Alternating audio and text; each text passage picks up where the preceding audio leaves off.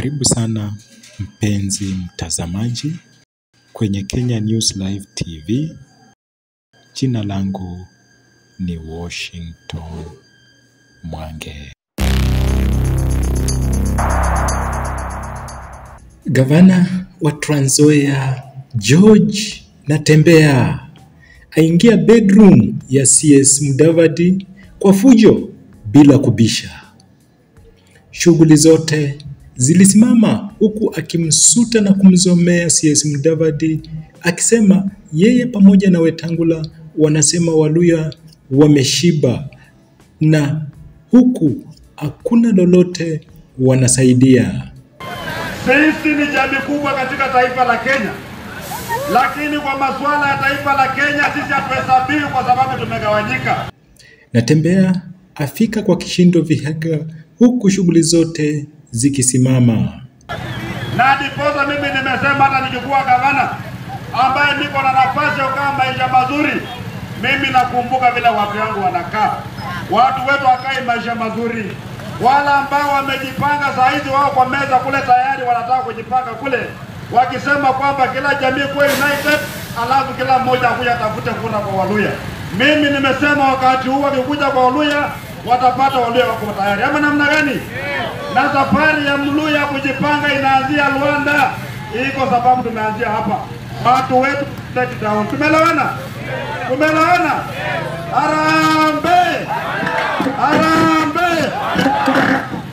Jumamosi iliyopita kuna wazee walitoka hapa Vihiga wakakuja kule kwangu Kitale, wakasema Natembeya kuja Vihiga tukuweke mkono. Tukiweka mkono utembee uweke Waluya pamoja. Mnakubaliana hao wazee? Mnakubaliana? Ndiposa leo niko hapa, tunaenda Mudete. Hata wala ambao mko nafasi kutoka Luanda leo, twende pamoja Mudete. Twende tukae pamoja, tukunywe chai, tukule kiapo ya Mluya, si ndio? Alisema maneno haya na ni kinukuu. Leo hii mtu akikufa wanatafuta Mluya kuchimba kaburi.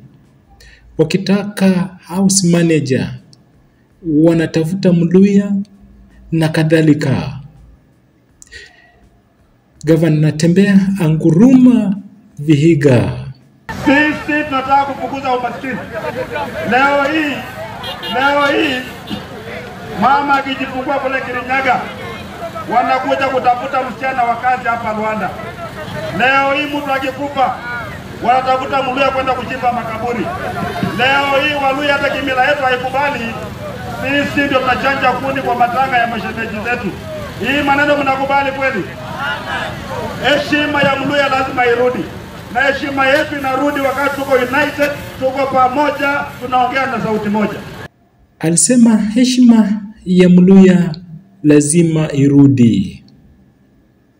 Alisema kampuni kama vile Nzoia, Mias, Pan Paper zimemalizwa na viongozi binafsi. Alisema yeye ako kwa muungano wa opposition na wako imara kuikomboa hii nchi. Kwa sasa hakuna factory hata moja katika Western region ambaye anafanya kazi.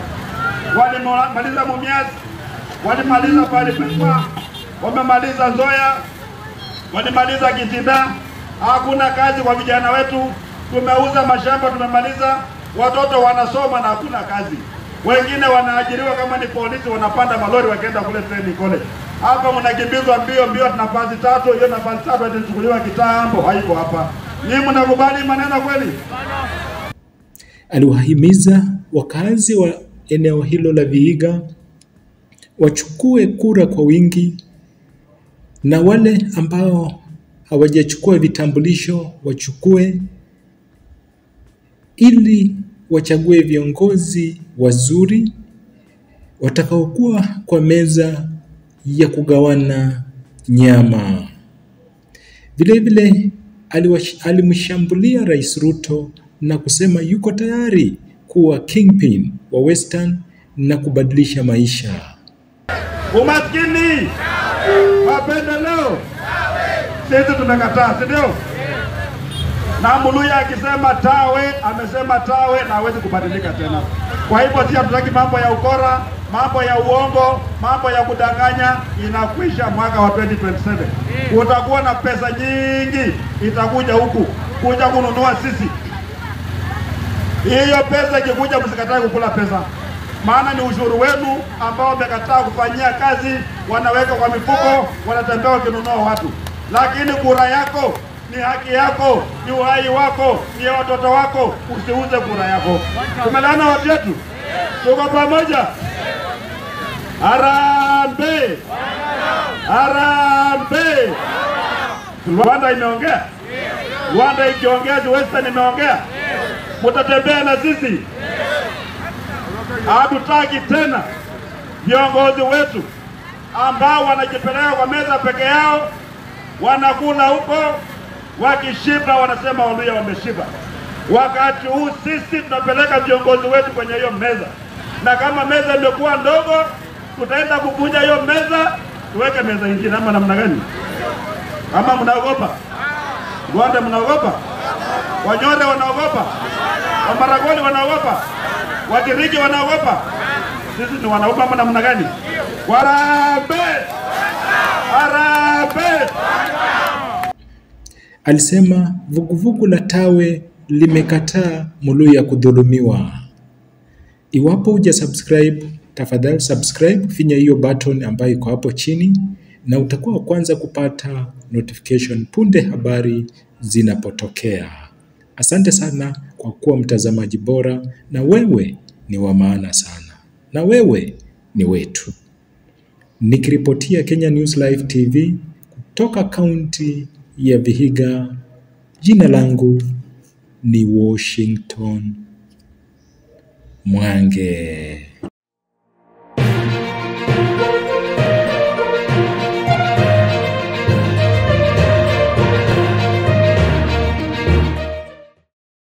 Jina langu ni Washington Mwange.